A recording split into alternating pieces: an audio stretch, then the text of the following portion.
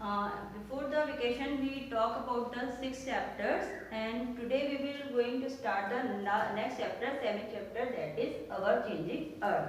It is your geography chapter, 7th number. In that we will talk about the 2 or 3 topics, that is lithosphere, forces and volcano. ठीक है.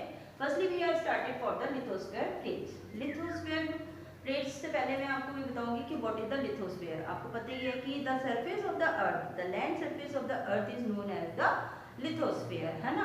उस जो lithosphere है that is broken into the small plates, है ना, वो छोटे छोटे टुकड़ों में टूट जाती है. That plates is known as the lithospheric plates, है ना. अब इसके अंदर जो मूवमेंट्स होता रहता है, लिथोस्फेरिक प्लेट में मूवमेंट होता रहता है. उस मूवमेंट के क्या कारण होते हैं उसके मेनली आपके से बताएं फोर्सेस, है ना. जो मेन कारण है वो फोर्स, अंदर से या ऊपर से अर्थ के फोर्स जो होता है that is the main reason. तो इस जो फोर्स को we can divide into the two, that is endogenic force और exogenic force. Before the endogenic force, what is that? The force which is applied surface on the earth, that is force is called endogenic, sorry, inside the earth, that is called endogenic force. मतलब अर्थ के अंदर मॉल्टन magma होता है, फिर pressure होता है और उसकी वजह से जो फोर्स लगते रहते हैं और उससे जो फोर्स से जो चेंजेस होते हैं अर्थ की सरफेस पे, that is called endogenic. And second is the exogenic, जो कि इरोजनल और डिपोजिशनल, मतलब इरोजन से या डिपोजिशन से जो होते हैं that is called exogenic forces.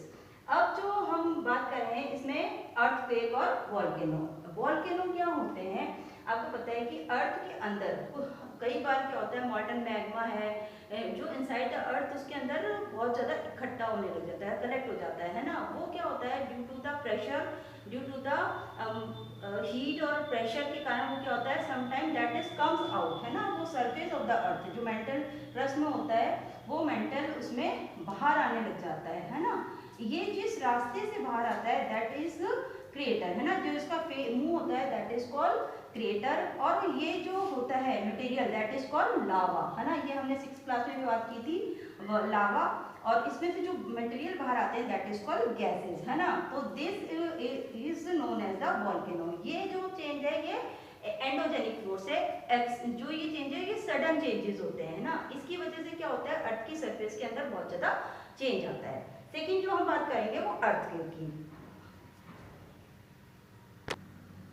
Now you can understand by this diagram what is volcano. Volcano is a vent mean opening, है ना. ये वेंट है, ये एक इसकी ओपनिंग है इन द अर्थ क्रस्ट, है ना. ये जो अर्थ की क्रस्ट है जिसके ऊपर हम लोग रहते हैं, ठीक है.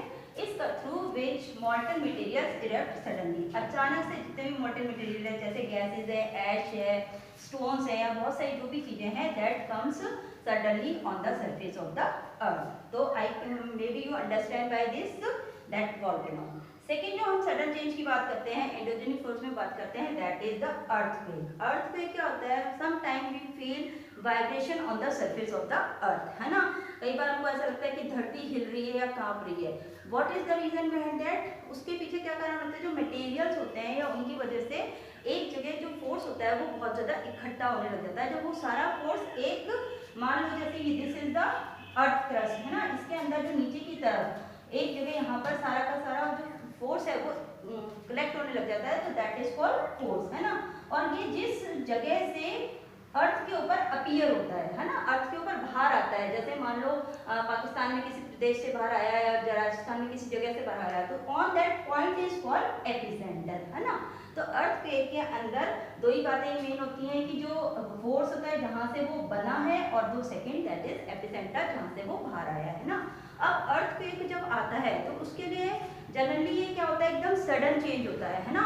इसके बारे में हमको ज़्यादा नॉलेज नहीं होती, पर फिर भी जो प्रेडिक्शंस है वो ये कहते हैं कि नेचर अपने आप में इंडिकेट करती है. कुछ कुछ नेचर में ऐसे चेंजेस होते हैं जिससे हमको पता लग जाता है कि इन फ्यूचर अर्थक्वेक आ सकता है. जैसे आपकी बुक में बताया कि सडनली जो फिशेस होती हैं पॉन्ड में उनकी एक्टिविटी चेंज हो जाती है, वो बहुत ज़्यादा है ना बेचैन सी होने लग जाती है, इरिटेट सी होने लग जाती है.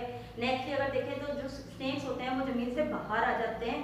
तो ये कुछ कुछ सडन चेंजेस हम अर्थक्वेक के दौरान नेचर में भी देख सकते हैं.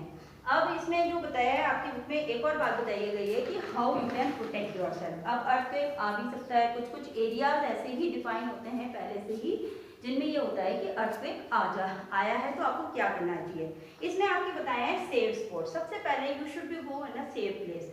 जनरली आपको विंडोज के नियर या फिर कोई भी ऐसा जो साइन बोर्ड लग रहा है ऐसी जगह पे नहीं जाना चाहिए। You should be go at the safe place.